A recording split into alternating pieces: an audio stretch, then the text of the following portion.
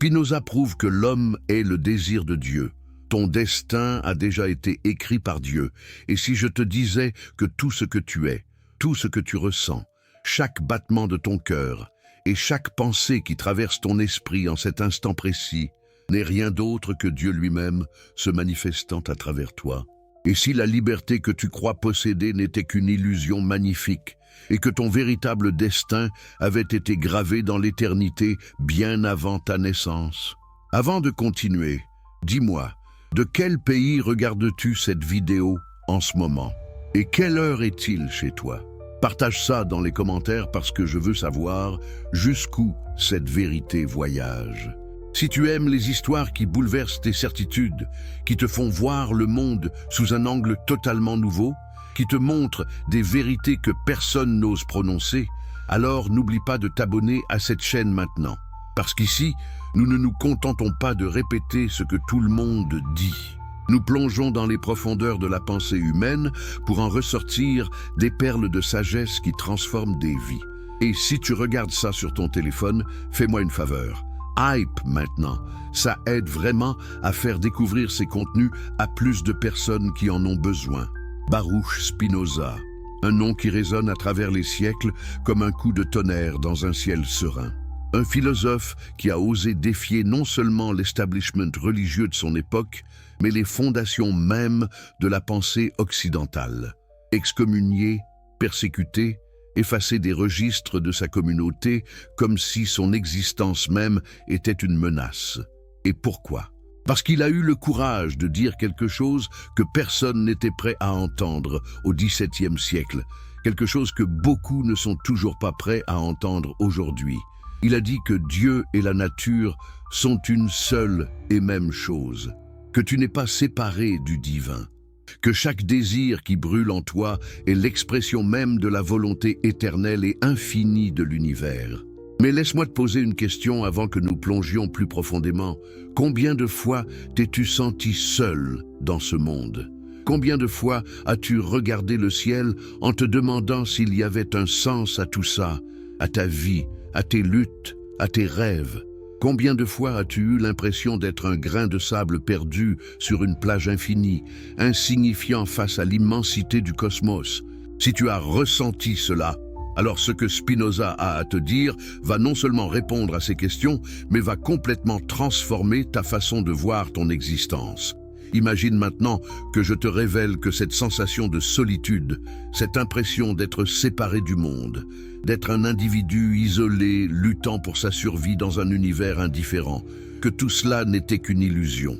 Une magnifique et terrible illusion, construite par ton esprit limité, qui ne perçoit qu'une infime fraction de la réalité.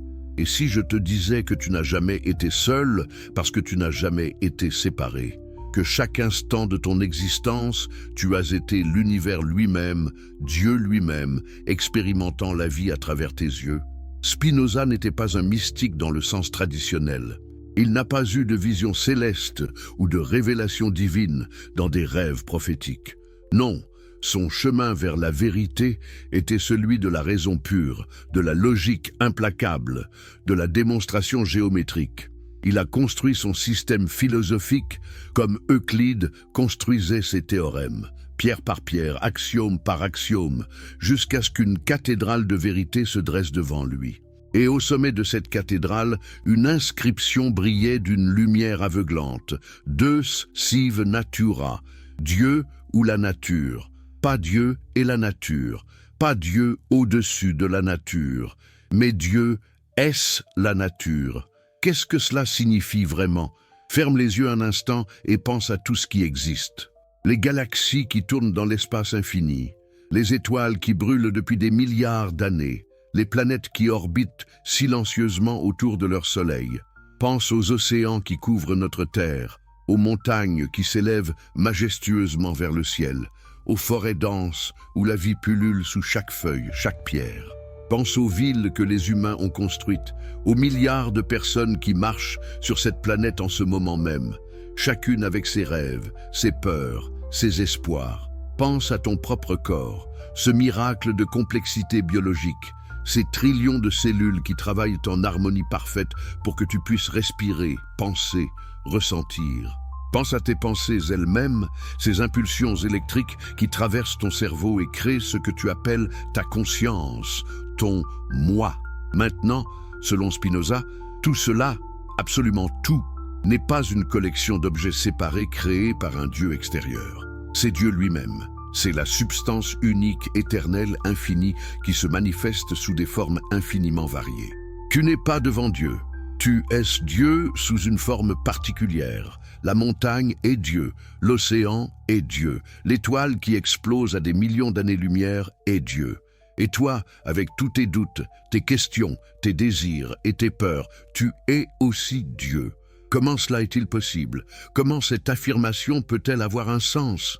Spinoza nous invite à comprendre le concept de substance. Qu'est-ce qu'une substance? Dans la philosophie traditionnelle, une substance est quelque chose qui existe par soi-même, qui n'a besoin de rien d'autre pour exister. Une table a besoin d'un menuisier, une pensée a besoin d'un esprit, un mouvement a besoin d'un objet qui se déplace. Mais une substance véritable existe par sa propre nature, sans cause extérieure. Combien de substances de ce type peuvent exister? La plupart des philosophes avant Spinoza auraient dit plusieurs. Descartes, par exemple, parlait de deux substances fondamentales, l'esprit et la matière.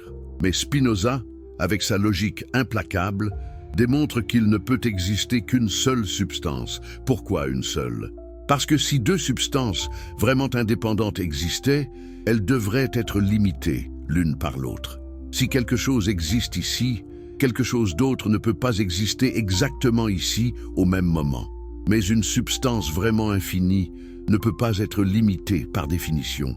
Une substance infinie doit inclure tout ce qui existe, sans exception. Elle doit être absolument illimitée dans son être. Par conséquent, il ne peut exister qu'une seule substance infinie. Et tout ce qui existe doit être une modification, une expression, un mode de cette substance unique. C'est ce que Spinoza appelle Dieu ou la nature. Penses-tu que c'est de l'athéisme? C'était certainement ce que pensaient les autorités religieuses de son époque. Elles l'ont accusé d'être athée, d'avoir renié Dieu. Mais était-ce vraiment le cas? Spinoza niait-il Dieu? Au contraire, on pourrait dire qu'il était le philosophe le plus théocentrique de tous. Il mettait Dieu au centre absolu de tout.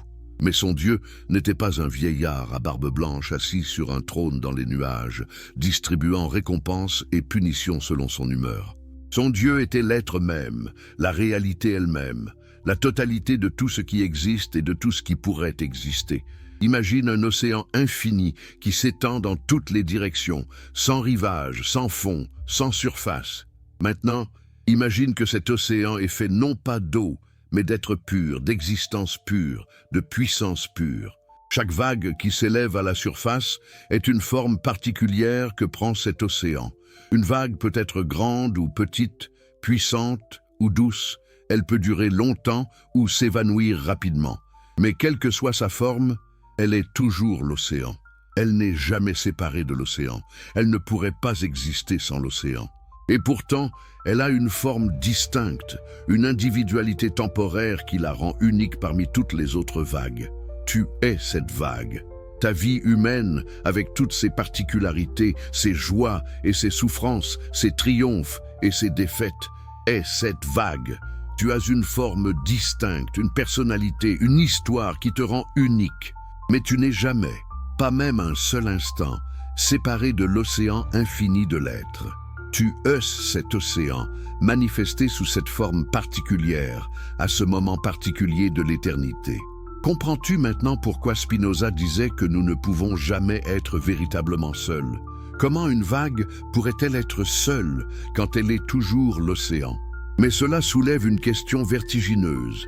Si nous sommes tous des expressions de la même substance unique, pourquoi nous sentons-nous si différents les uns des autres? Pourquoi as-tu l'impression d'être toi et pas quelqu'un d'autre? Pourquoi ta conscience semble-t-elle enfermée dans ce corps particulier, derrière ces yeux particuliers, incapable de ressentir directement ce que ressent une autre personne? Spinoza répondrait que c'est une question de perspective. L'océan infini se manifeste sous une infinité de formes, et chaque forme a sa propre perspective unique sur la totalité. Pense au soleil. Le soleil brille uniformément dans toutes les directions. Sa lumière est la même pour tous. Mais comment cette lumière est perçue dépend de où tu te trouves. Si tu es dans un désert, tu ressens la chaleur intense et la luminosité aveuglante. Si tu es dans une forêt dense, tu vois des rayons de lumière percer à travers les feuilles, créant des motifs de lumière et d'ombre.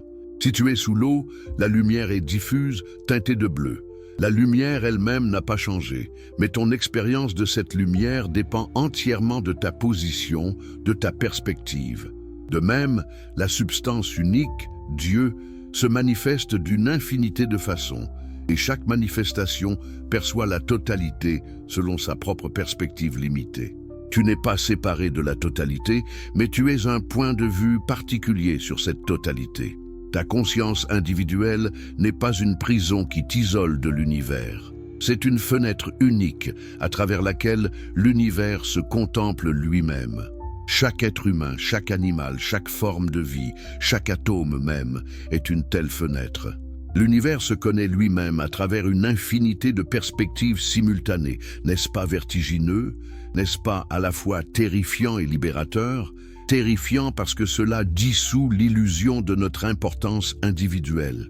Nous ne sommes pas des âmes immortelles destinées à vivre éternellement dans un paradis personnel. Nous sommes des expressions temporaires de quelque chose d'infiniment plus grand que nous, mais libérateur, parce que cela signifie que nous n'avons jamais été les êtres isolés et vulnérables que nous pensions être. Nous sommes toujours et avons toujours été partie intégrante de la totalité infinie et éternelle de l'être. Maintenant, approfondissons encore plus. Spinoza ne s'arrête pas là. Il nous dit quelque chose de plus profond encore sur cette substance unique.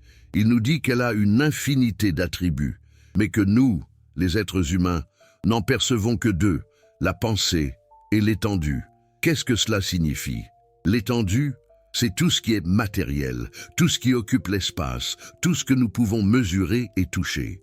La pensée, c'est tout ce qui est mental, immatériel, nos idées, nos émotions, notre conscience. Ces deux attributs ne sont pas deux substances différentes, comme le croyait Descartes.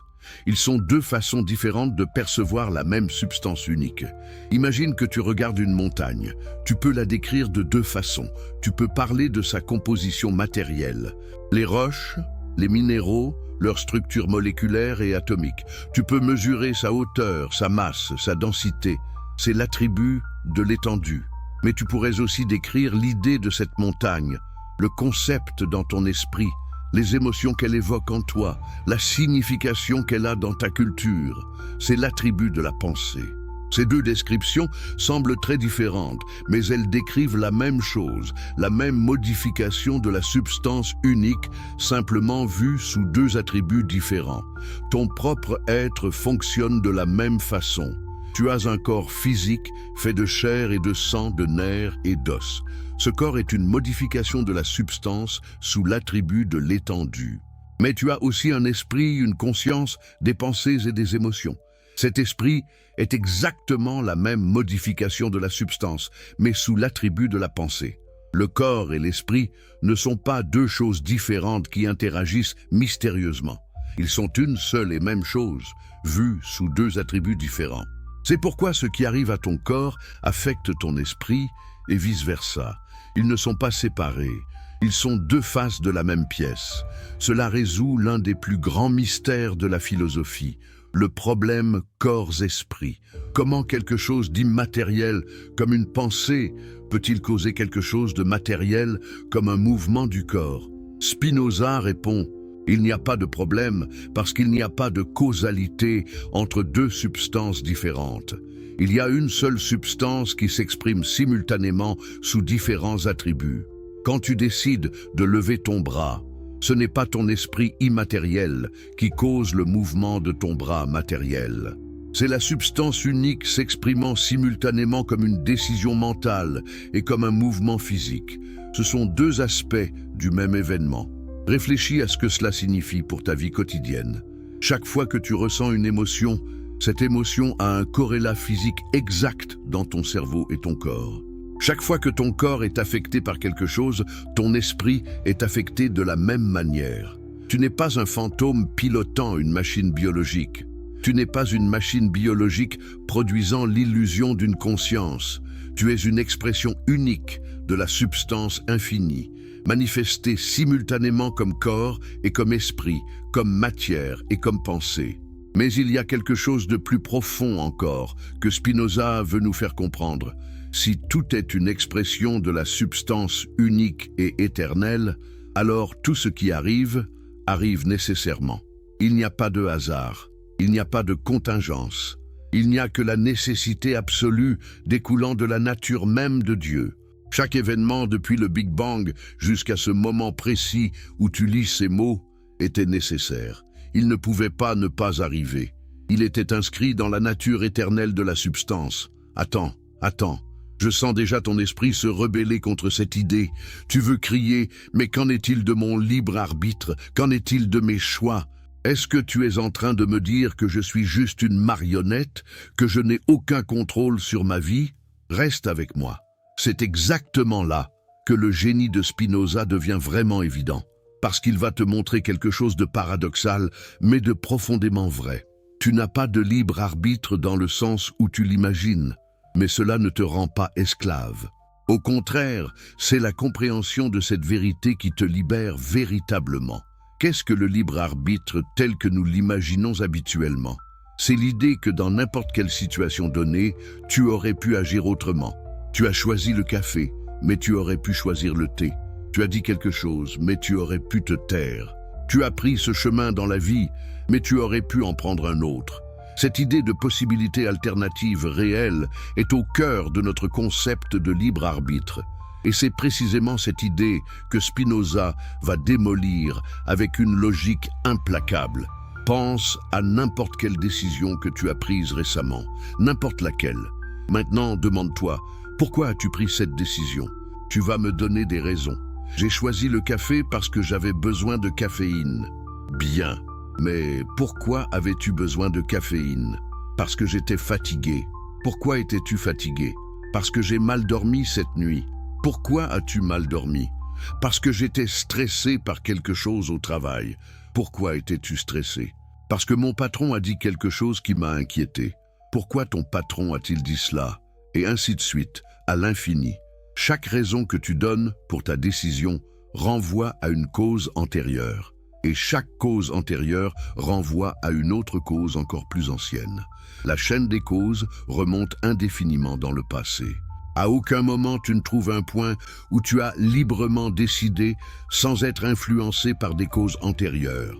Chaque état de ton esprit et de ton corps à tout moment est la conséquence nécessaire de tous les états antérieurs. Et ces états antérieurs étaient eux-mêmes les conséquences nécessaires d'états encore plus anciens. Remontons jusqu'à ta naissance. Était-ce ton choix de naître? As-tu choisi tes parents, ton patrimoine génétique, l'époque et le lieu de ta naissance? Non, tout cela t'a été donné. Et tout ce que tu es maintenant découle nécessairement de ces conditions initiales combinées à toutes les expériences que tu as vécues depuis. Spinoza va même plus loin. Il dit que cette chaîne de causalité ne s'arrête pas à ta naissance. Elle remonte jusqu'à l'éternité de la substance elle-même. Chaque événement qui se produit maintenant est la conséquence nécessaire de la nature éternelle et infinie de Dieu. L'univers entier, avec tout ce qu'il contient, se déroule selon une logique nécessaire, comme un théorème mathématique qui découle de ses axiomes. Il n'y a pas de place pour le hasard, pas de place pour la contingence, pas de place pour qu'il en soit autrement. Mais alors, si tout est déterminé, si chaque action que nous prenons est la conséquence nécessaire de causes antérieures remontant à l'éternité, pourquoi avons-nous cette puissante intuition du libre arbitre? Pourquoi sentons-nous que nous choisissons? Spinoza a une réponse brillante à cette question. Il dit que nous nous croyons libres parce que nous sommes conscients de nos désirs, mais ignorants des causes qui produisent ces désirs. C'est comme si une pierre, en tombant, était consciente de son mouvement mais ignorante de la force de gravité qui la fait tomber. Cette pierre, dit Spinoza, croirait qu'elle choisit librement de tomber. Elle sentirait son désir de tomber, mais ne verrait pas les causes qui produisent ce désir. C'est exactement notre situation. Nous sentons nos désirs, nos volontés, nos intentions. Nous les ressentons de l'intérieur, immédiatement, intimement. Mais nous ne voyons pas la vaste chaîne causale qui les a produits. Nous ne voyons pas comment notre génétique, notre éducation, notre culture, nos expériences passées, les influences de notre environnement actuel, l'état de notre corps, la chimie de notre cerveau, tout cela converge pour produire ce désir particulier à ce moment particulier. Et parce que nous ne voyons pas ces causes, nous imaginons que nos désirs surgissent spontanément, librement, de notre volonté autonome. C'est une illusion, mais une illusion puissante et persistante. Maintenant, tu pourrais te demander, si tout est déterminé, à quoi bon faire des efforts? Pourquoi essayer d'améliorer ma vie, de prendre de meilleures décisions, de devenir une meilleure personne? Si tout est déjà décidé, pourquoi ne pas simplement me laisser aller et accepter passivement tout ce qui arrive? C'est une objection naturelle, mais elle repose sur une incompréhension. Spinoza ne prêche pas le fatalisme passif. Il ne dit pas que tu devrais cesser d'agir. Au contraire, il dit que tu vas agir nécessairement selon ta nature. La question n'est pas de savoir si tu vas agir, mais de savoir si tu vas agir avec compréhension ou dans l'ignorance. Laisse-moi t'expliquer. Imagine deux personnes poussées par le même désir, disons le désir de succès professionnel. La première personne ne comprend pas les causes de ce désir. Elle ne voit pas comment son éducation, les attentes de sa famille, les normes de sa société, son besoin d'estime et de reconnaissance ont façonné ce désir. Elle croit simplement que c'est son désir, qu'elle le choisit librement. Cette personne sera ballottée par ce désir sans le comprendre. Elle pourra agir de façon compulsive, sacrifier sa santé et ses relations sans vraiment savoir pourquoi. Elle sera esclave de ce désir sans même savoir qu'elle l'est. La deuxième personne, éclairée par la philosophie de Spinoza, reconnaît ce désir pour ce qu'il est, une expression nécessaire de sa nature telle qu'elle a été façonnée par des causes antérieures. Elle voit la chaîne causale. Elle comprend pourquoi elle désire ce qu'elle désire. Cette compréhension ne supprime pas le désir, mais elle change complètement la relation que la personne a avec lui. Elle peut maintenant agir en connaissance de cause. Elle peut voir si ce désir est vraiment en harmonie avec sa nature profonde ou s'il a été imposé par des forces externes. Elle peut moduler son action en fonction de cette compréhension. Elle n'est plus esclave inconsciente de ses désirs. Elle devient expression consciente de la nécessité qui la constitue. C'est ça, la vraie liberté selon Spinoza. Ce n'est pas l'absence de détermination, c'est la compréhension de la détermination. C'est agir avec une connaissance claire et distincte des causes qui te poussent plutôt que d'être poussé aveuglément par des forces que tu ne comprends pas. La liberté n'est pas faire ce que tu veux. La liberté est comprendre pourquoi tu veux ce que tu veux et agir en pleine conscience de cette compréhension. Et il y a plus. Spinoza nous dit quelque chose de fascinant sur la nature de nos désirs eux-mêmes. Il dit que l'essence même de l'homme est le désir. Nous ne sommes pas des êtres qui ont des désirs, nous sommes des désirs incarnés. Notre être le plus fondamental est ce mouvement constant vers quelque chose, cette poussée, cette pulsion que Spinoza appelle le conatus. Qu'est-ce que le conatus? C'est l'effort de chaque chose pour persévérer dans son être. C'est la force fondamentale qui anime toute existence. Regarde une plante. Que fait-elle? Elle pousse vers la lumière. Elle étend ses racines vers l'eau et les nutriments. Elle se défend contre les parasites. Elle se reproduit. Tout cela est l'expression de son conatus, son effort pour persévérer dans son être. La plante ne choisit pas de faire ces choses. C'est sa nature même, c'est ce qu'elle est. Maintenant, regarde un animal. Il cherche de la nourriture, évite les dangers, cherche un partenaire, protège ses petits. Encore une fois, c'est le conatus en action. L'animal ne délibère pas philosophiquement sur ses actions. Il agit selon sa nature, poussé par le conatus qui le constitue. Et toi, tu n'es pas différent. Chaque action que tu prends, chaque pensée que tu penses, chaque émotion que tu ressens est l'expression de ton conatus, ton effort pour persévérer dans ton être. Quand tu manges, c'est le conatus. Quand tu cherches l'amour, c'est le conatus. Quand tu poursuis des connaissances, c'est le conatus. Quand tu te défends contre une menace, c'est le conatus. Tout ce que tu fais découle de cette force fondamentale qui cherche à maintenir et à augmenter ta puissance d'exister. Mais voici le point crucial. Ce conatus qui te constitue n'est pas vraiment le tien, dans le sens d'être quelque chose que tu possèdes ou contrôles. C'est l'expression de la substance infinie, elle-même se manifestant à travers ta forme particulière. Quand tu désires, c'est Dieu qui désire à travers toi. Quand tu agis, c'est Dieu qui agit à travers toi. Tu n'es pas un être séparé ayant ses propres désirs indépendants. Tu es un mode, une modification, une expression de Dieu désirant et agissant. Penses-tu que cela te diminue? Penses-tu que cela te rend insignifiant? Au contraire, cela signifie que chaque impulsion que tu ressens, chaque aspiration qui t'habite est sacrée. C'est la voix de l'infini parlant à travers le fini. C'est l'éternité se manifestant dans le temps. Tes désirs ne sont pas des faiblesses à surmonter ou des tentations à résister. Ils sont des messages de ta nature profonde, qui est elle-même une expression de la nature divine. Bien sûr, tous les désirs ne sont pas égaux. Spinoza fait une distinction importante entre les désirs qui découlent d'une compréhension adéquate de notre nature et ceux qui découlent d'idées confuses et inadéquates. Quand tu désires quelque chose parce que tu comprends vraiment comment cela augmente ta puissance d'exister et d'agir, c'est un désir qui vient de la partie rationnelle de ta nature. Mais quand tu désires quelque chose à cause d'influences externes que tu ne comprends pas, à cause d'images confuses et d'associations irrationnelles, alors tu es sous l'emprise de passions qui te dominent plutôt que d'actions qui émanent de ta propre nature. La différence est cruciale.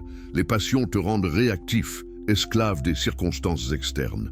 Les actions véritables émanent de ta propre nature comprise et acceptée.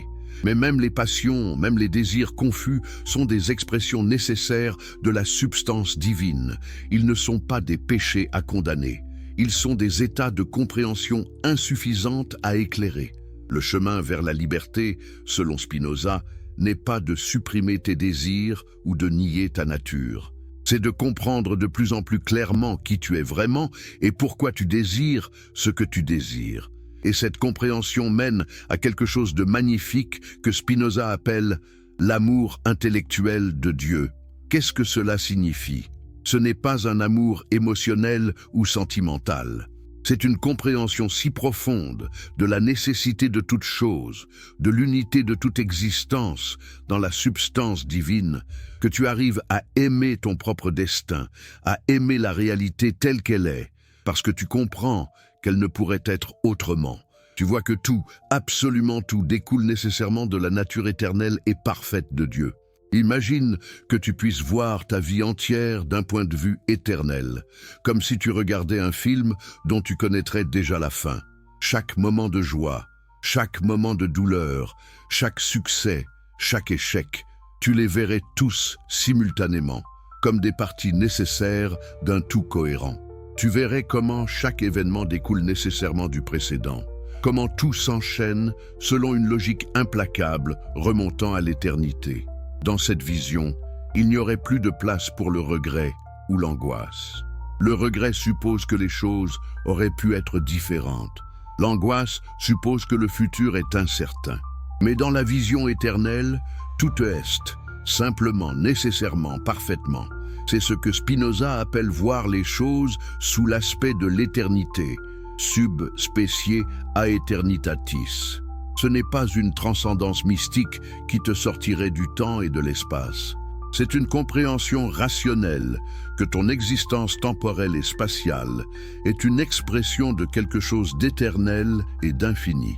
Tu continues à vivre dans le temps, à faire des choix, à ressentir des émotions. Mais tu le fais avec une conscience transformée qui voit à travers l'illusion de la séparation et de la contingence. Maintenant, revenons à la question qui nous a lancés dans ce voyage. Ton destin a-t-il déjà été écrit? La réponse de Spinoza est un oui retentissant, mais pas dans le sens où un Dieu arbitraire a décidé de ton sort. Ton destin a été écrit dans le sens où il découle nécessairement de la nature éternelle, de la substance infinie. Mais ce destin n'est pas quelque chose d'extérieur à toi qui te serait imposé. C'est l'expression de ta propre nature, qui est elle-même une expression de la nature divine. Ton destin et ta nature sont une seule et même chose. Tu ne peux pas échapper à ton destin, parce que ton destin est simplement ce que tu es réellement, se déployant dans le temps. Mais tu peux le vivre soit dans l'ignorance et la résistance, soit dans la compréhension et l'acceptation. C'est là toute la différence. La personne qui comprend sa vraie nature et accepte le flux nécessaire de l'existence vit en harmonie avec elle-même et avec l'univers. La personne qui s'accroche à l'illusion du libre arbitre et se révolte contre la nécessité vit dans un conflit perpétuel avec elle-même et avec la réalité. Es-tu prêt à accepter cette vérité? Es-tu prêt à lâcher l'illusion confortable du libre arbitre pour embrasser la réalité libératrice de la nécessité comprise? Peux-tu regarder ta vie avec toutes ses imperfections et ses détours et dire « Cela ne pouvait être autrement » et c'est parfait ainsi? Peux-tu voir tes désirs, même ceux que tu juges indignes, comme des expressions du divin cherchant à se manifester à travers toi? C'est le défi que Spinoza nous lance. Et c'est un défi qui demande un courage immense. Parce qu'accepter que ton destin est déjà écrit, que tes choix ne sont pas libres dans le sens que tu imaginais, c'est accepter de mourir à une certaine image de toi-même. C'est accepter que tu n'es pas le maître autonome de ta vie que tu pensais être. Mais dans cette mort symbolique se trouve une renaissance. Tu renais comme expression consciente de l'infini, comme un mode de la substance divine qui se connaît lui-même. Et maintenant que tu comprends que ton destin était tracé dans l'éternité, que chaque battement de ton cœur résonne avec la pulsation infinie de l'univers, laisse-moi te demander quelque chose avant de plonger encore plus profondément dans cette révélation. De quel pays nous rejoins-tu en ce moment? Et quelle heure est-il là où tu te trouves? Partage ça dans les commentaires, parce que cette vérité que Spinoza nous offre traverse toutes les frontières et tous les fuseaux horaires pour toucher ceux qui sont prêts à l'entendre. Si ces révélations sur la nature de ton existence résonnent en toi, si tu sens que quelque chose de fondamental est en train de se déplacer dans ta compréhension du monde, alors c'est le moment de t'abonner à cette chaîne. Parce qu'ici, nous n'avons pas peur d'explorer les vérités qui bouleversent, qui dérangent, qui transforment. Nous plongeons dans les profondeurs de la sagesse humaine pour en ressortir changés. Et si tu regardes sur ton téléphone, Hype maintenant, ça aide vraiment à faire découvrir ce contenu à d'autres âmes qui cherchent la vérité comme toi. Alors maintenant, parlons de quelque chose que peu de gens osent vraiment affronter. Si tout ce que tu es découle nécessairement de la nature infinie de Dieu, si tes désirs sont des expressions divines, si ton destin était écrit avant même que tu respires ton premier souffle, qu'advient-il de ce toi que tu croyais être? Qu'arrive-t-il à ce moi que tu as construit pendant toutes ces années, cette identité que tu défends avec tant d'acharnement, cette personnalité que tu présentes au monde? Spinoza va te montrer quelque chose d'aussi terrifiant que libérateur. Ce moi que tu chéris tant est une fiction, une construction mentale, une illusion aussi persistante qu'elle est fausse. Ferme les yeux un instant et demande-toi, qui es-tu vraiment? Tu vas me donner ton nom, ta profession, ton histoire personnelle. Tu vas me parler de tes goûts, de tes aversions, de tes croyances, de tes valeurs. Tu vas me dire, je suis quelqu'un qui aime la musique classique, qui travaille dans la finance, qui croit en la justice sociale, qui vient d'une famille modeste. Mais est-ce vraiment toi? Ou est-ce simplement une collection d'étiquettes, de souvenirs, d'identifications que tu as accumulées au fil du temps? Pense à ta personnalité actuelle. Est-elle la même qu'il y a 10 ans? Qu'il y a 20 ans? Les goûts que tu avais à 15 ans, les crois-tu encore maintenant? Les rêves que tu avais à 20 ans, les poursuis-tu encore? Les peurs qui te paralysaient dans ton enfance te contrôlent-elles toujours? Non, tout a changé. La personne que tu étais il y a 10 ans est presque une étrangère pour celle que tu es aujourd'hui. Et pourtant, tu maintiens cette fiction d'un moi continu, stable, permanent qui traverse le temps intact. Spinoza nous demande de voir à travers cette illusion. Il nous demande de reconnaître que ce que nous appelons le « moi » n'est qu'une configuration temporaire et changeante de la substance infinie. Tu n'es pas une entité fixe et permanente. Tu es un processus dynamique, un flux constant, une vague qui s'élève momentanément à la surface de l'océan infini avant de se dissoudre à nouveau. Et même pendant le bref instant où cette vague existe en tant que forme distincte, elle n'est jamais séparée de l'océan. Mais voici où cela devient vraiment radical. Si ton identité personnelle est une illusion, si ce « moi » que tu défends n'est qu'une construction mentale sans substance réelle, alors qu'est-ce qui meurt quand ton corps meurt? Spinoza répond « rien d'essentiel ne meurt ». Parce que ce qui est vraiment toi, ta nature essentielle en tant que mode de la substance infinie, est éternelle. Seule la configuration particulière, la forme temporaire disparaît. Mais la substance elle-même, dont tu es une expression, ne peut jamais cesser d'être. Pense à une vague sur l'océan. Quand la vague s'écrase sur le rivage et disparaît, est-ce que quelque chose meurt réellement? L'eau qui composait cette vague ne disparaît pas. Elle retourne simplement à l'océan dont elle n'a jamais vraiment été séparée. De la même manière, quand ton corps meurt et que ta conscience individuelle se dissout, tu ne cesses pas d'exister. Tu retournes simplement à la substance infinie dont tu n'as jamais vraiment été séparé. Ou plutôt, tu cesses de maintenir l'illusion de la séparation. N'est-ce pas à la fois terrifiant et rassurant? Terrifiant parce que cela signifie que cette personnalité que tu as si soigneusement construite, ce moi que tu as défendu et nourri pendant toutes ces années, n'a jamais eu de réalité substantielle. C'était un rêve, une histoire que tu te racontais, mais rassurant parce que cela signifie que tu ne peux jamais vraiment cesser d'exister. La mort du corps n'est pas la fin de l'être. C'est simplement la fin d'une configuration particulière de cet être. Spinoza va encore plus loin.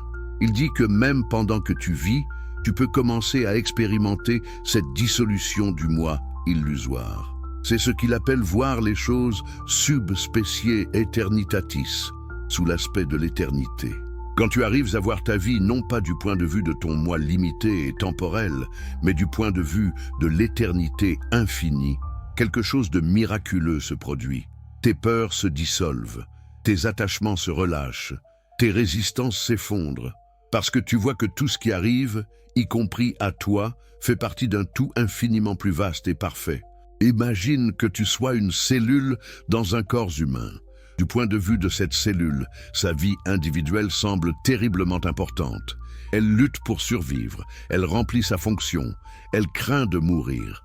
Mais si cette cellule pouvait soudainement avoir une vision du corps entier, si elle pouvait comprendre qu'elle fait partie d'un organisme infiniment plus grand et plus complexe, sa perspective changerait radicalement.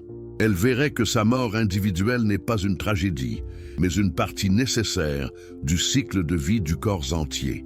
Elle verrait que sa fonction individuelle, aussi humble soit-elle, contribue au fonctionnement harmonieux du tout. C'est exactement la transformation de perspective que Spinoza nous invite à faire. Nous sommes comme des cellules qui prennent soudainement conscience du corps cosmique dont nous faisons partie. Et dans cette prise de conscience, le drame de notre existence individuelle s'apaise. Non pas parce que notre vie n'a pas d'importance, mais parce que nous voyons que son importance s'inscrit dans un contexte infiniment plus vaste que nous ne l'imaginions. Mais comment arrive-t-on à cette vision ? Comment passe-t-on de la perspective limitée du moi à la perspective éternelle de la substance? Spinoza répond par la connaissance, par la compréhension rationnelle et claire de la nature des choses. Ce n'est pas une illumination mystique qui te tombe dessus par grâce divine. C'est un travail patient et rigoureux de l'intellect qui dissèque les illusions une par une jusqu'à ce que la vérité émerge dans toute sa clarté. Chaque fois que tu comprends vraiment pourquoi quelque chose se produit, tu fais un pas vers cette perspective éternelle. Chaque fois que tu vois les causes réelles derrière un événement, tu t'élèves au-dessus de la réaction émotionnelle immédiate. Chaque fois que tu reconnais un désir pour ce qu'il est vraiment, une expression du conatus divin s'écoulant à travers ta forme particulière. Tu dissous un peu plus l'illusion du moi séparé. Pense à un moment où tu étais en colère contre quelqu'un. Dans le feu de l'émotion, tu étais complètement identifié à ta colère. Tu étais la colère. Il n'y avait pas de distance entre toi et cette émotion. Mais maintenant, avec du recul, tu peux voir cette colère de l'extérieur. Tu peux analyser ce qui l'a causée. Tu peux comprendre les peurs sous-jacentes, les besoins non satisfaits, les attentes déçues qui ont généré cette émotion. Et dans cette compréhension, la colère perd son emprise sur toi. Elle est toujours là dans ton souvenir, mais elle n'a plus le pouvoir de te contrôler. C'est exactement ce que Spinoza nous enseigne à faire avec toute notre vie. Prendre du recul, observer, comprendre, voir les causes. Et dans cette vision claire, nous nous libérons progressivement de l'emprise des émotions qui nous ballottent comme des feuilles dans le vent. Nous ne supprimons pas les émotions. Nous ne devenons pas des robots sans sentiments. Nous continuons à ressentir, mais nous ne sommes plus possédés par ce que nous ressentons. La différence est subtile mais cruciale. Une personne ordinaire est submergée par ses émotions. Quand elle a peur, elle hesse la peur. Quand elle désire, elle hesse le désir. Quand elle souffre, elle hesse la souffrance. Il n'y a pas de séparation, pas de recul, pas de perspective. Le sage, spinoziste, en revanche, ressent les mêmes émotions, mais avec une conscience différente. Il voit ces émotions comme des modifications temporaires de la substance infinie. Il les observe avec curiosité plutôt qu'avec identification. Il les comprend plutôt que de se laisser submerger par elles. Et voici quelque chose de fascinant. Spinoza nous dit que cette compréhension elle-même est une forme de joie. La joie n'est pas seulement un sentiment agréable, c'est l'augmentation de notre puissance d'agir et de penser. Chaque fois que tu comprends quelque chose de nouveau, chaque fois que tu vois clairement une cause qui t'échappait auparavant, chaque fois que tu dissous une confusion mentale, tu ressens de la joie. Pas nécessairement un plaisir sensuel, mais une satisfaction profonde qui vient de l'expansion de ta capacité à être et à agir. C'est pour ça que la quête de connaissances est si addictive pour certains. Ce n'est pas juste une accumulation d'informations, c'est une expansion constante de l'être. Chaque nouvelle compréhension te rend plus puissant, plus libre, plus vivant. Tu deviens littéralement plus toi-même. Ou plutôt, tu deviens une expression plus pleine et plus consciente de la substance divine qui te constitue. Maintenant, réfléchis à ce que cela signifie pour la manière dont tu vis ta vie au quotidien. Si chaque moment de compréhension est une augmentation de ton être, alors chaque moment d'ignorance est une diminution.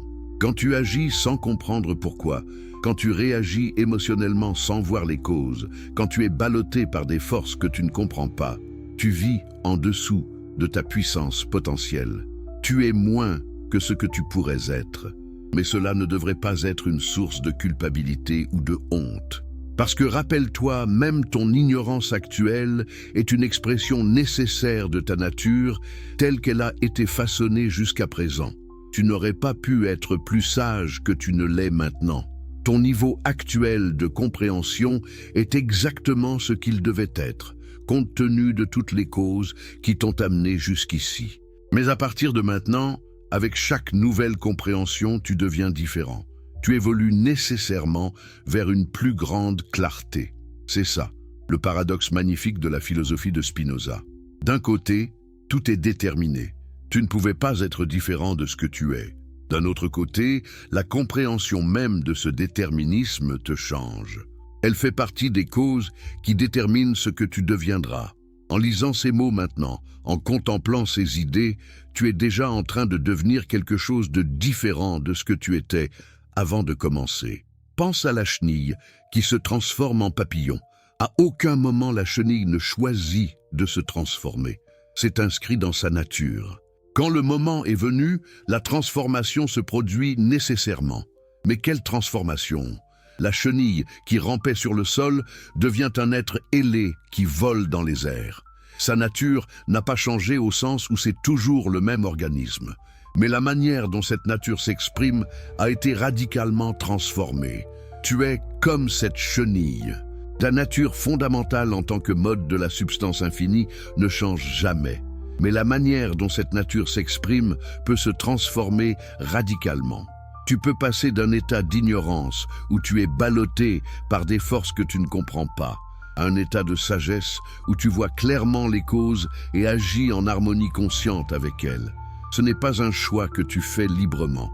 C'est une transformation qui se produit nécessairement quand les conditions appropriées sont réunies. Et ces conditions incluent l'exposition à des idées comme celle de Spinoza. Maintenant, explorons quelque chose d'encore plus profond. Si tout ce que nous ressentons, toutes nos émotions, toutes nos passions sont des modifications de la substance divine, qu'est-ce que cela signifie pour notre compréhension de la souffrance? Pourquoi y a-t-il de la souffrance dans un univers où tout découle nécessairement de la nature parfaite de Dieu? C'est peut-être la question la plus difficile que Spinoza doit affronter, et sa réponse est aussi radicale que tout le reste de sa philosophie. Spinoza nous dit que la souffrance n'est pas un mal absolu envoyé par un Dieu punisseur. La souffrance est simplement une diminution de notre puissance d'agir et de penser. C'est ce qui se produit quand nous rencontrons des forces qui nous affectent négativement, qui réduisent notre capacité à être et à agir. Et pourquoi ces forces existent-elles?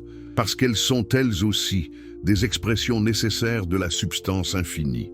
L'univers ne te doit rien, il n'existe pas pour ton confort personnel. Il existe tel qu'il doit nécessairement être, et parfois, les expressions de la substance entrent en conflit les unes avec les autres. Pense à deux vagues sur l'océan qui se percutent. Aucune des deux n'est mauvaise, aucune ne cherche délibérément à détruire l'autre. Elles existent simplement, chacune selon sa propre nature, et leur nature les amène à entrer en conflit. De la même manière, quand tu souffres, ce n'est pas parce que l'univers est cruel ou injuste, c'est parce que ta nature particulière en tant que mode de la substance est entrée en conflit avec d'autres modes. Un virus t'infecte non pas par malveillance, mais parce qu'il suit sa propre nature, son propre conatus.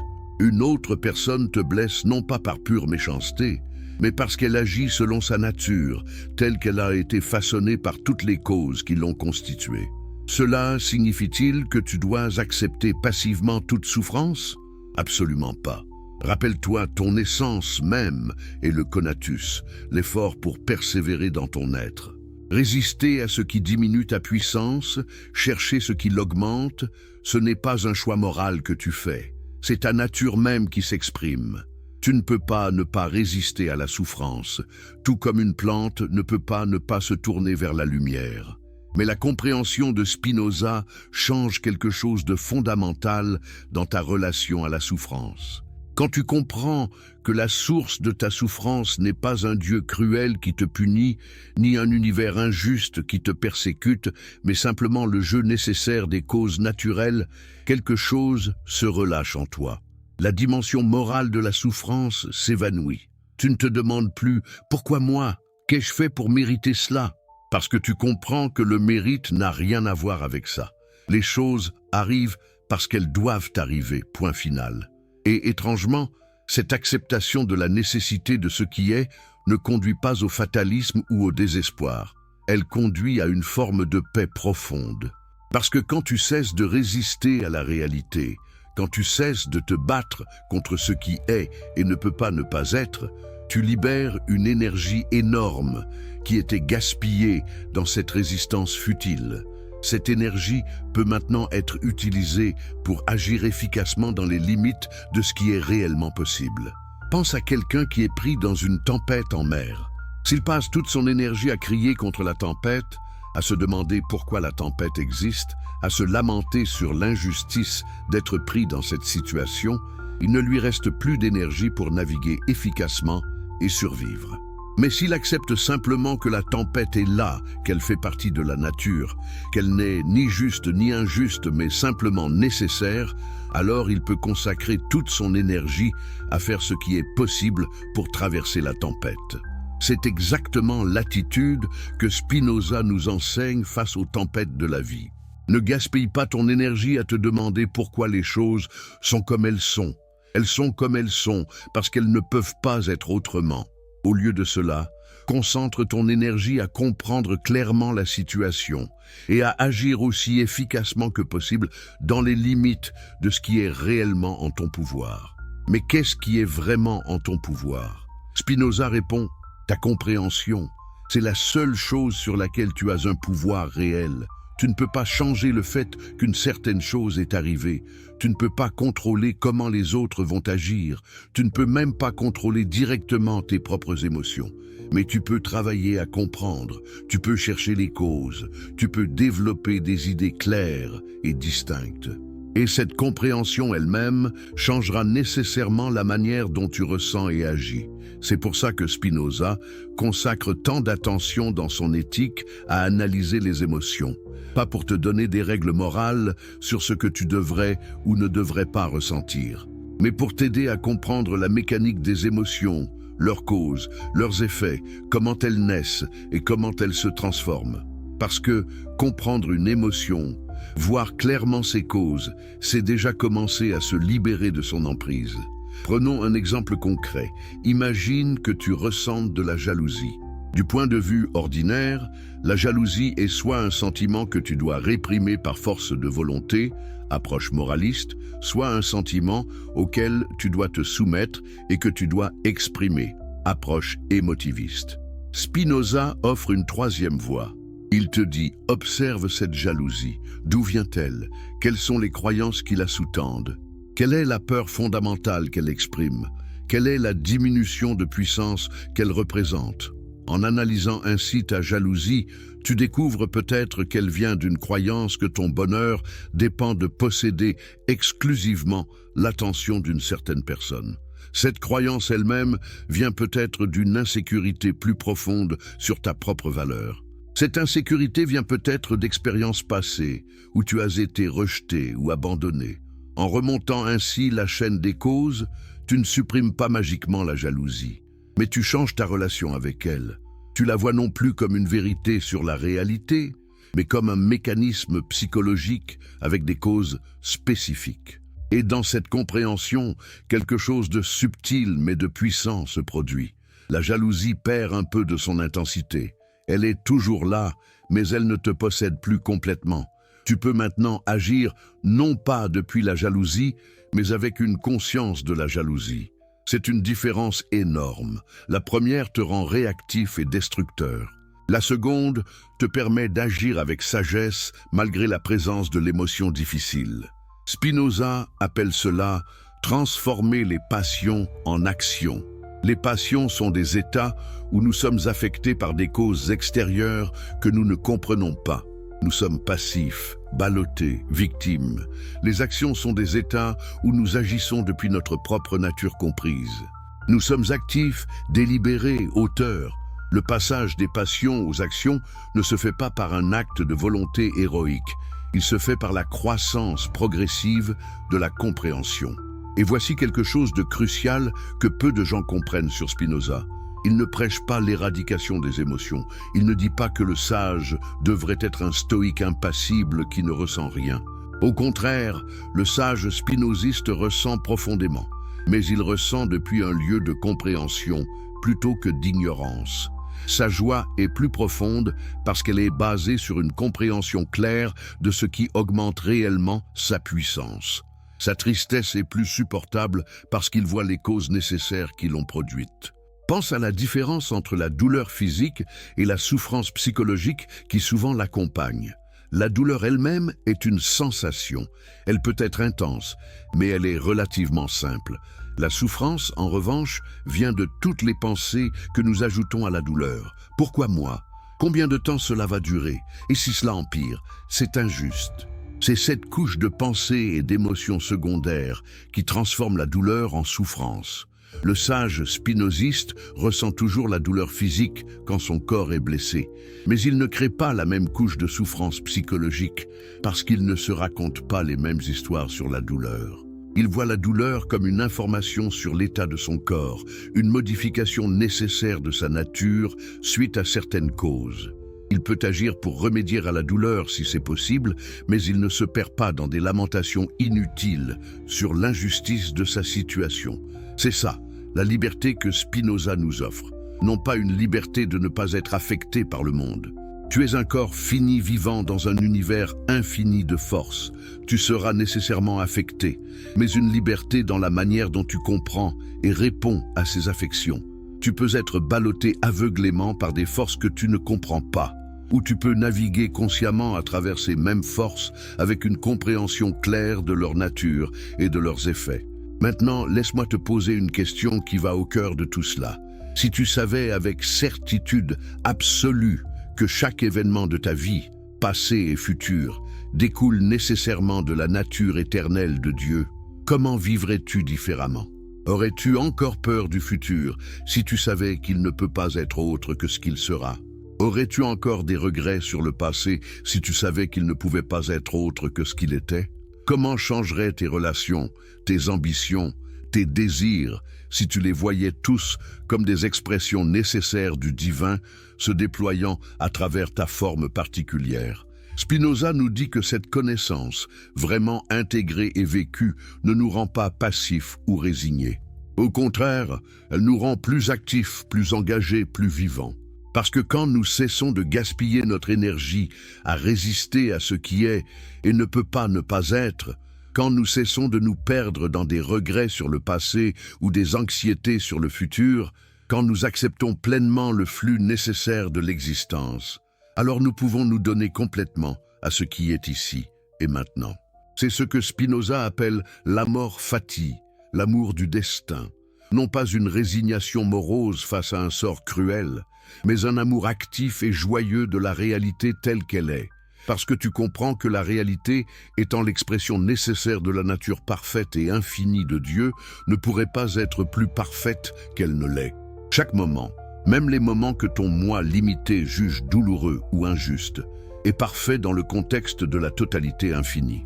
Imagine que tu regardes un tableau impressionniste de très près.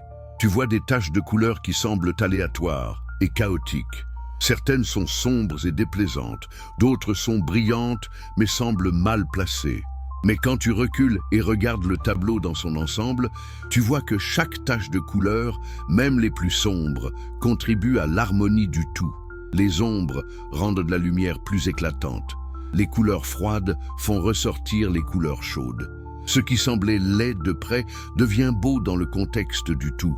C'est exactement comme ça que Spinoza nous invite à voir l'existence. Les événements douloureux de ta vie, vus isolément, peuvent sembler horribles et dénués de sens, mais vus dans le contexte de la totalité infinie de l'être, dans le contexte de toutes les causes qui les ont produits et de tous les effets qu'ils produiront. Ils prennent leur place nécessaire dans l'harmonie du tout. Ce n'est pas que la douleur n'est pas réelle. C'est qu'elle a un sens plus profond que celui que ton moi limité peut percevoir. Maintenant, tu pourrais protester, mais qu'en est-il des vraies tragédies? Des enfants qui meurent, des guerres, des injustices horribles. Es-tu en train de me dire que tout cela est parfait aussi? Spinoza ne recule pas face à cette question difficile. Il dit oui. Même ces événements que nous jugeons les plus horribles découlent nécessairement de la nature de Dieu. Mais attention, cela ne signifie pas que nous devons les accepter passivement ou que nous ne devons pas travailler à les empêcher. Rappelle-toi, ton essence est le conatus, l'effort pour persévérer dans ton être et augmenter ta puissance. Si tu vois un enfant en danger, ta nature même te pousse à intervenir. Ce n'est pas un devoir moral imposé de l'extérieur. C'est l'expression naturelle de ta nature en tant qu'être humain social et empathique. Spinoza ne dit pas que toutes les expressions de la substance sont également bonnes pour toi en tant qu'individu. Il dit qu'elles sont toutes également nécessaires dans l'ordre total de l'être. La distinction est subtile, mais cruciale. Du point de vue de ta nature individuelle, certaines choses sont clairement bonnes pour toi. Elles augmentent ta puissance. Et d'autres sont mauvaises. Elles diminuent ta puissance. Tu dois naturellement chercher les premières et éviter les secondes. C'est ta nature, tu ne peux pas faire autrement.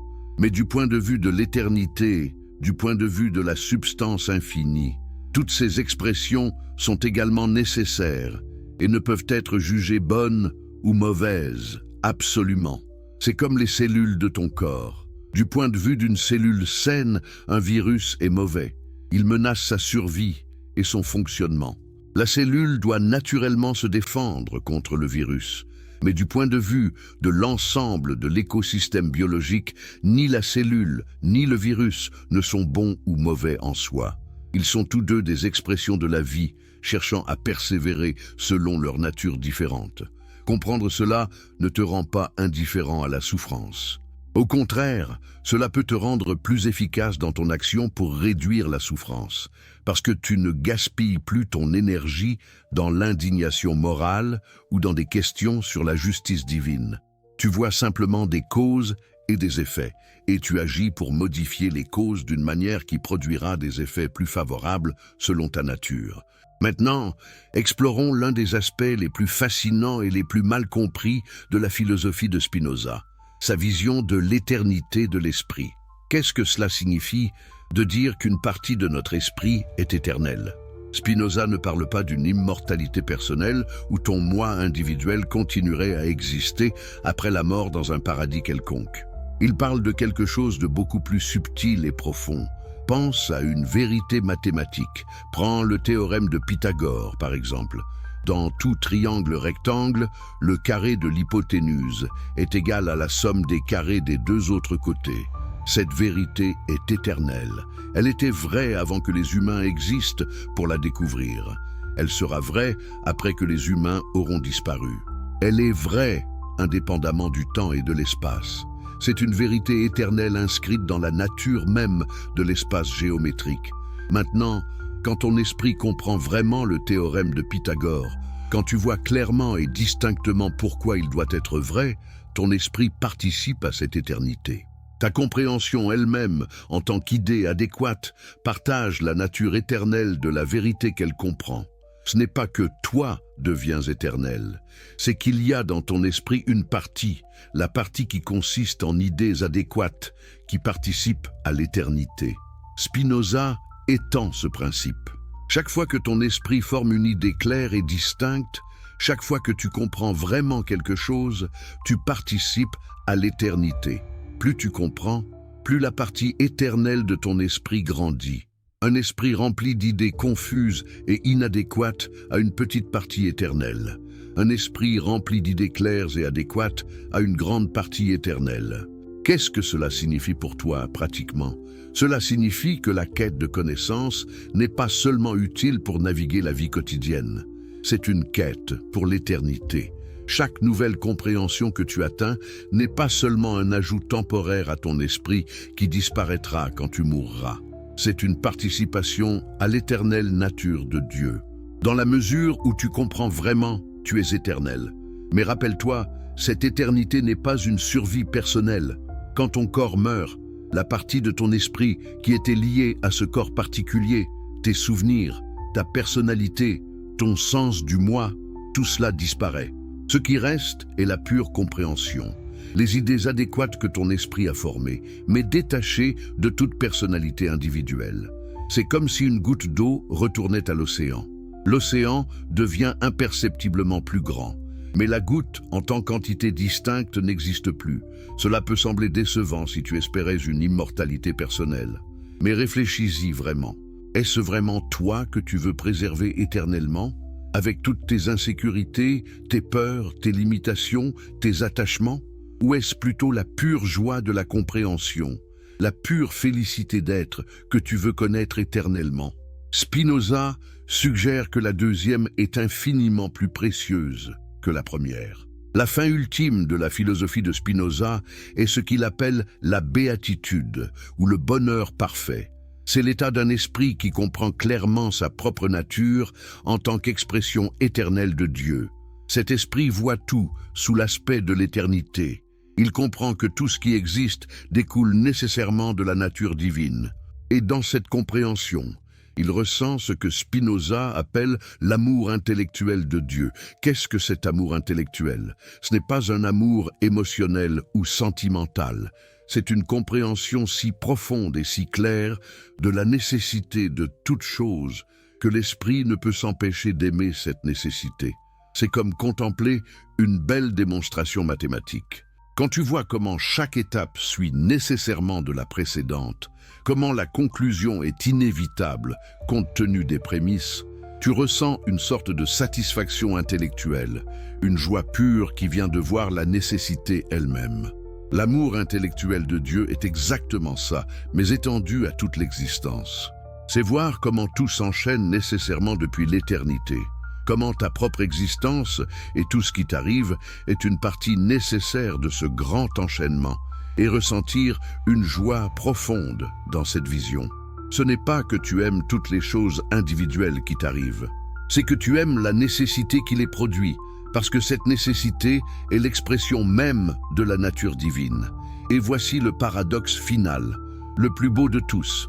En aimant ainsi Dieu intellectuellement, tu réalises que cet amour lui-même est Dieu s'aimant à travers toi, parce que ton esprit n'est rien d'autre qu'une idée dans l'esprit infini de Dieu. Quand ton esprit comprend et aime, c'est Dieu qui comprend et s'aime lui-même à travers ta forme particulière.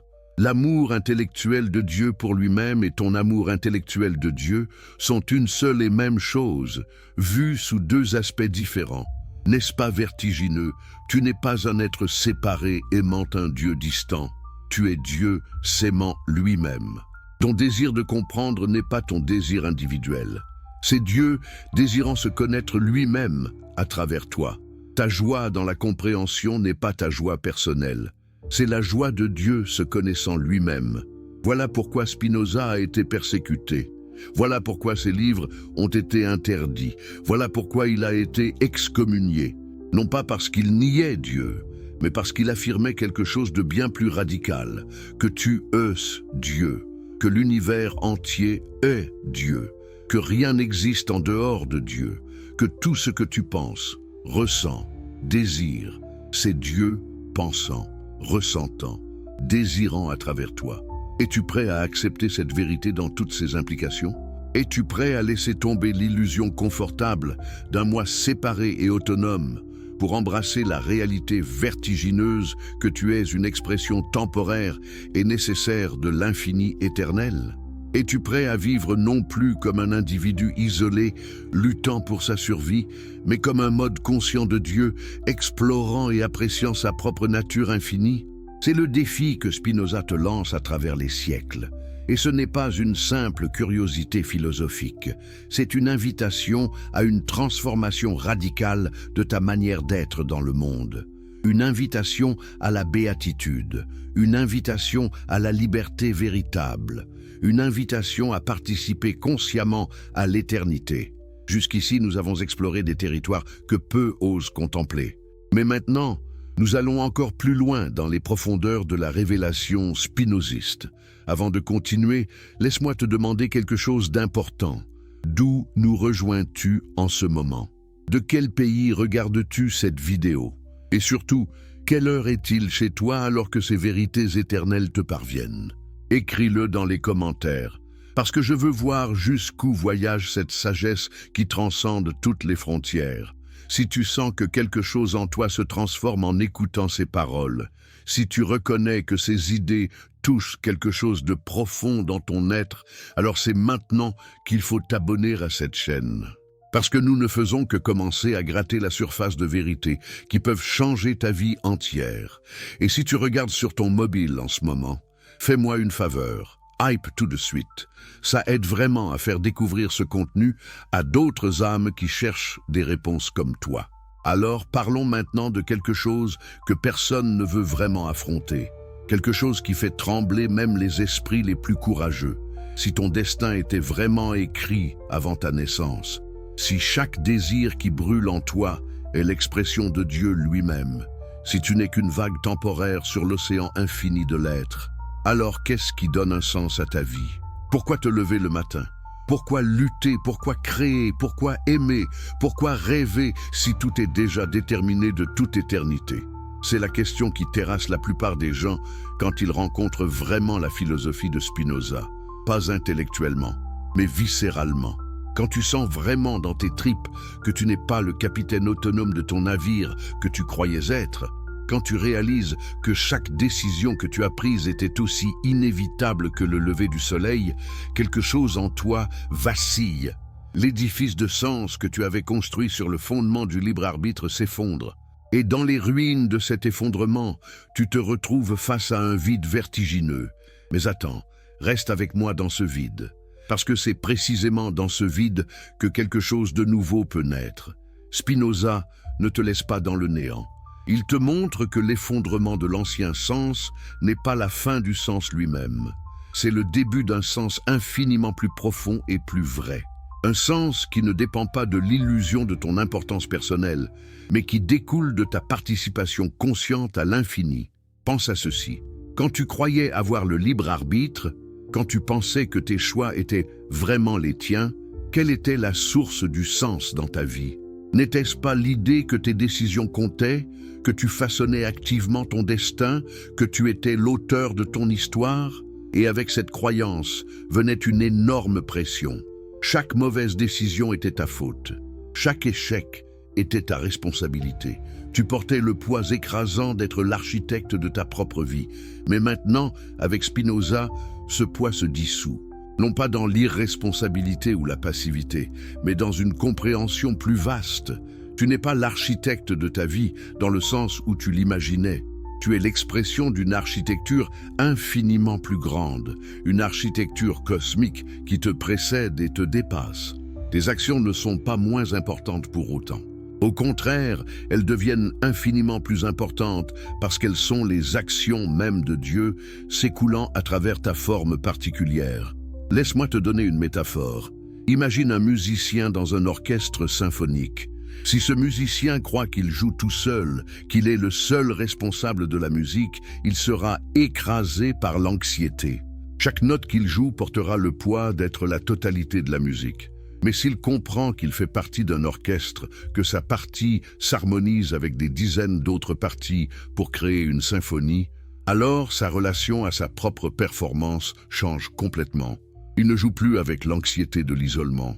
Il joue avec la joie de la participation. Sa partie est importante précisément parce qu'elle contribue au tout. Si elle était différente, toute la symphonie serait différente.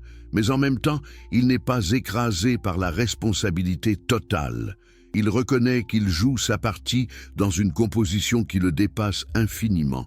C'est exactement la transformation que Spinoza opère. Tu passes de l'anxiété de l'autonomie illusoire à la joie de la participation consciente.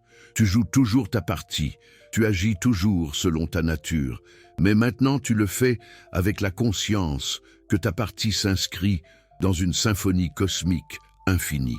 Et cette conscience ne diminue pas l'importance de tes actions, elle la magnifie. Chaque respiration que tu prends, chaque mot que tu prononces, chaque geste que tu fais est une note dans la symphonie éternelle de l'être. Si cette note était différente, toute la symphonie serait différente. Dans ce sens, tu as un pouvoir absolu. Mais ce pouvoir n'est pas le pouvoir de choisir arbitrairement tes notes. C'est le pouvoir d'être exactement ce que tu es, pleinement, consciemment, totalement. Et en étant pleinement ce que tu es, tu participes à la perfection du tout. Mais creusons encore plus profondément. Qu'est-ce que cela signifie vraiment d'être pleinement ce que tu es? Spinoza dirait que la plupart des gens ne sont jamais pleinement eux-mêmes. Ils passent à leur vie à être des fragments, des échos, des imitations. Ils agissent selon les attentes des autres, selon les normes sociales, selon des désirs qui ne sont pas vraiment les leurs, mais qui leur ont été implantés par la culture, la famille, les médias. Pense à combien de tes désirs sont vraiment les tiens. Tu désires le succès, mais qu'est-ce que le succès? N'est-ce pas souvent la définition que la société t'a donnée? Tu désires l'amour, mais quel genre d'amour? N'est-ce pas souvent l'image romantique que tu as absorbée de films et de chansons? Tu désires le bonheur, mais qu'est-ce que le bonheur pour toi vraiment? N'est-ce pas souvent une collection d'images empruntées de ce à quoi le bonheur est censé ressembler? Spinoza nous invite à un travail radical de discrimination. Séparer les désirs qui découlent vraiment de notre nature profonde des désirs qui nous ont été imposés de l'extérieur. Les premiers augmentent notre puissance d'être et d'agir. Les seconds nous diminuent en nous faisant poursuivre des choses qui ne sont pas en harmonie avec notre essence véritable. Et comment fait-on cette discrimination? Par la compréhension, par l'analyse rationnelle de nos désirs, de leurs sources, de leurs effets. Prends un désir que tu as maintenant, n'importe lequel, peut-être le désir de richesse ou de reconnaissance, ou de beauté physique. Maintenant, demande-toi, d'où vient vraiment ce désir? Si tu examines honnêtement, tu vas probablement trouver qu'il a été façonné par des milliers d'influences externes. Les messages publicitaires que tu as vus, les comparaisons sociales que tu as faites, les approbations et désapprobations que tu as reçues de tes parents et de tes pères. Cela signifie-t-il que ce désir est illégitime? Non nécessairement. Mais cela signifie que ce désir n'est peut-être pas l'expression de ta nature la plus profonde. C'est peut-être l'expression de forces externes qui t'ont conditionné. Et si tu poursuis ce désir sans comprendre sa vraie nature, tu agis par passion plutôt que par action véritable. Tu es mu par des causes que tu ne comprends pas plutôt que d'agir depuis ta propre nature comprise. Alors comment accède-t-on à cette nature profonde? Comment découvre-t-on qui on est vraiment sous toutes les couches de conditionnement social? Spinoza répond par un processus patient et rigoureux d'auto-examen rationnel. Il ne s'agit pas d'introspection émotionnelle où tu plonges dans tes sentiments sans structure. Il s'agit d'une analyse géométrique de ta propre psychologie. Tu décomposes tes désirs et tes émotions en leurs éléments constitutifs. Tu traces les chaînes causales qui les ont produites. Tu examines leurs effets sur ta puissance d'agir. C'est un travail difficile et souvent inconfortable, parce qu'il te force à confronter des vérités sur toi-même que tu préférerais éviter. Tu découvres peut-être que beaucoup de ce que tu pensais être tes aspirations les plus nobles ne sont en fait que des mécanismes de défense élaborés contre des peurs profondes. Tu découvres peut-être que beaucoup de tes relations ne sont pas basées sur l'amour véritable, mais sur la dépendance et la peur de la solitude. Tu découvres peut-être que ta carrière n'est pas l'expression de ta vocation profonde, mais une tentative de gagner l'approbation que tu n'as jamais reçue dans ton enfance. Ces découvertes peuvent être dévastatrices. Elles déconstruisent l'image que tu avais de toi-même. Elles révèlent que tu n'es pas qui tu pensais être. Mais cette déconstruction est nécessaire. C'est seulement en démolissant les structures fausses que tu peux commencer à construire sur une fondation vraie. Et cette fondation vraie est ta nature réelle en tant que mode de la substance infinie. Qu'est-ce que cette nature réelle? Spinoza dirait qu'elle est unique à chaque individu, parce que chaque individu est une expression unique de l'infini. Il n'y a pas de formule universelle, mais il y a des principes généraux. Ta nature réelle est ce qui, quand tu l'exprimes pleinement, augmente ta puissance d'être et d'agir. C'est ce qui te rend plus vivant, plus conscient, plus connecté au flux de l'existence. C'est ce qui te permet de contribuer le plus efficacement au bien-être du tout dont tu fais partie.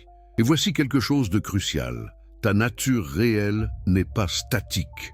Elle évolue, parce que tu es un être dynamique, un processus plutôt qu'une chose fixe. Ce qui exprimait ta nature à 20 ans pourrait ne plus l'exprimer à 40 ans.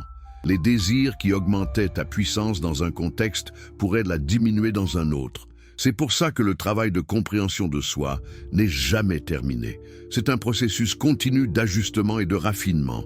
Maintenant, parlons de quelque chose que Spinoza considérait comme essentiel, la vie en société. Tu n'es pas un individu isolé, tu es un être profondément social, tissé dans un réseau de relations avec d'autres êtres humains. Et ces relations ne sont pas accidentelles ou secondaires à ton être. Elles sont constitutives de qui tu es. Tu deviens toi-même, à travers et avec les autres. Pense à la langue que tu parles. Tu ne l'as pas créée toi-même. Elle t'a été donnée par ta communauté linguistique. Pourtant, elle structure complètement ta pensée. Tu ne peux littéralement pas penser certaines choses sans avoir les mots pour les exprimer.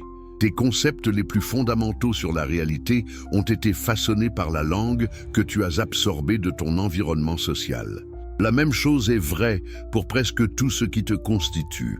Tes valeurs morales viennent de ta culture. Tes préférences esthétiques ont été façonnées par l'art que tu as vu. Tes croyances sur ce qui est possible ou impossible ont été influencées par les histoires qu'on t'a racontées. Même ton sens du moi, cette impression d'être un individu distinct, est en partie un produit culturel. Certaines cultures ont un sens du moi beaucoup plus collectif que d'autres. Spinoza ne voit pas cela comme une limitation. Au contraire, il voit la vie sociale comme l'expression de la nature fondamentalement interconnectée de toute existence.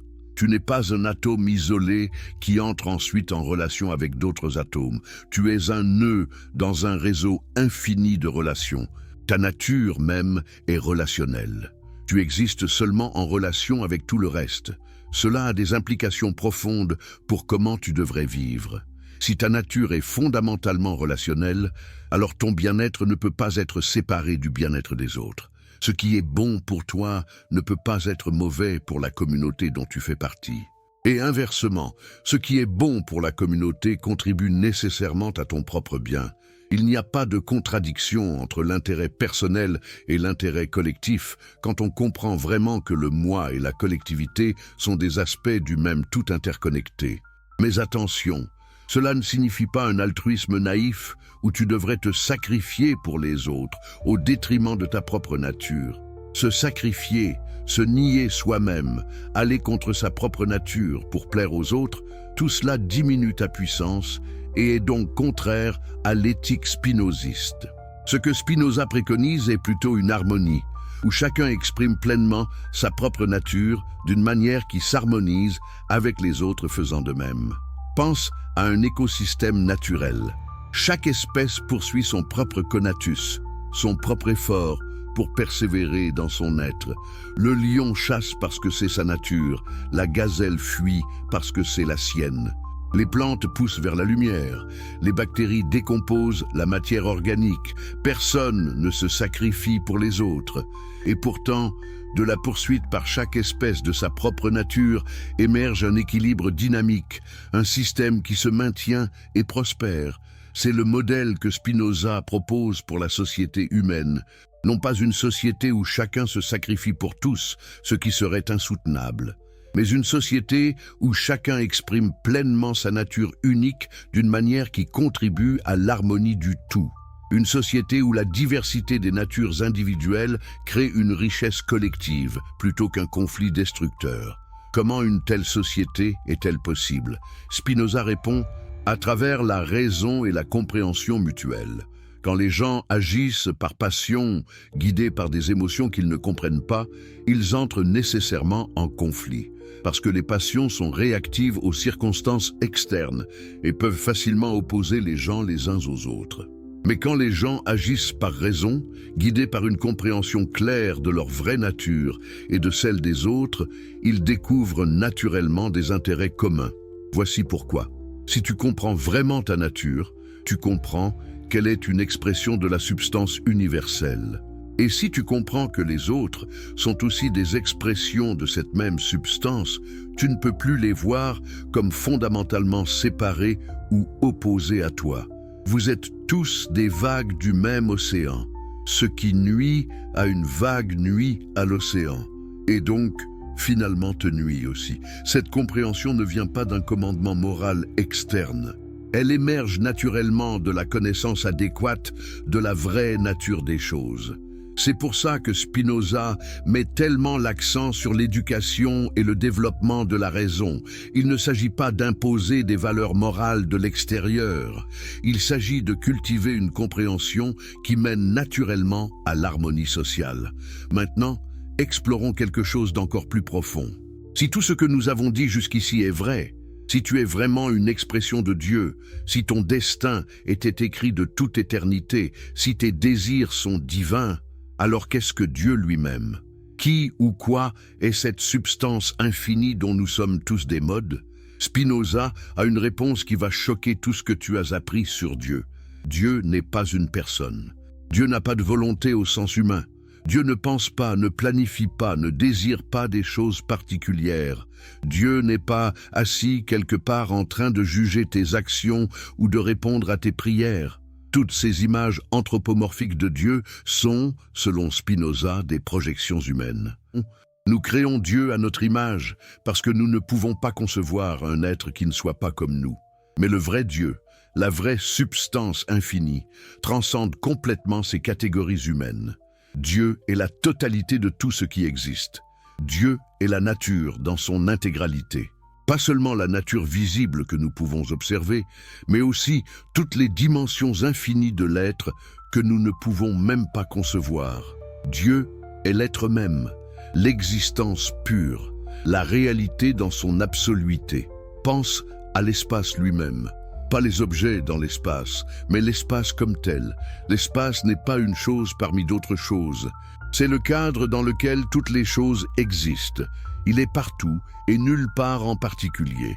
Il n'a pas de limite parce qu'au-delà de toute limite, il y a encore de l'espace. Il est absolument neutre, ne favorisant aucun objet par rapport à un autre. Tous les objets existent également dans l'espace. Dieu, selon Spinoza, est quelque chose comme ça, mais infiniment plus vaste. Dieu n'est pas un objet dans la réalité. Dieu est la réalité elle-même. Tout ce qui existe, existe en Dieu et ne peut exister sans Dieu. Mais Dieu ne favorise pas une chose plutôt qu'une autre. Dieu ne veut pas que certaines choses existent et d'autres non. Tout ce qui peut exister découle nécessairement de la nature de Dieu, tout comme toutes les propriétés du triangle découlent nécessairement de sa définition. Cela bouleverse complètement la religion traditionnelle. Il n'y a pas de prière à faire parce qu'il n'y a personne qui écoute. Il n'y a pas de commandement divin parce qu'il n'y a pas de volonté divine qui commande. Il n'y a pas de jugement dernier parce qu'il n'y a pas de juge. Il n'y a que la nécessité éternelle de la nature se déployant selon ses propres lois. Mais alors, si Dieu n'est pas personnel, pourquoi Spinoza utilise-t-il même le mot « Dieu » ? Pourquoi ne pas simplement parler de la nature ou de l'univers ? Parce que le mot « Dieu » porte avec lui une connotation de sacralité, de révérence, d'importance absolue. En appelant la nature « Dieu », Spinoza nous invite à avoir envers la réalité elle-même l'attitude de révérence et d'émerveillement que les gens religieux ont envers leur divinité. La nature n'est pas juste une collection mécanique d'atomes aveugles. C'est l'être même, infini et éternel, s'exprimant sous des formes infiniment variées. Chaque chose qui existe est sacrée parce qu'elle est une expression de cet être absolu. Toi, avec toutes tes imperfections et limitations, tu es sacré, pas parce qu'une divinité extérieure t'a créé et t'aime, mais parce que tu ES cette divinité sous une forme particulière. N'est-ce pas plus vertigineux que n'importe quelle religion traditionnelle ? Les religions te disent que tu es une créature aimée par un créateur. Spinoza te dit que tu es le créateur lui-même créant. Les religions te disent d'adorer Dieu.